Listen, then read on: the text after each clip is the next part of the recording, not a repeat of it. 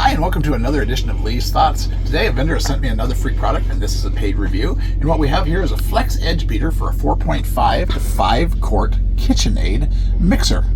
And if you have one of those, I used to have one. We live in an RV now, but if you have one of those, you know that those are for serious bakers and serious mixers, and these things are great. I always wanted a Flex Edge one because if you don't have the Flex Edge one, the stuff kind of gets around the outside and you don't get it quite mixed up. So let's take a look at this, shall we?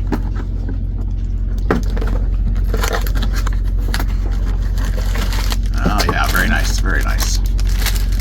So this attaches to your spindle coming down from the top, and then this rotates around the bowl. And the beauty part about this is this rubs right up against the edge of your bowl, and you don't have, instead of having to get in there with your rubber spatula, this is gonna rubber spatula it for you. So go out today and get this for that person that has that KitchenAid 4.5 to 5 quart tilt head stand mixer bowl.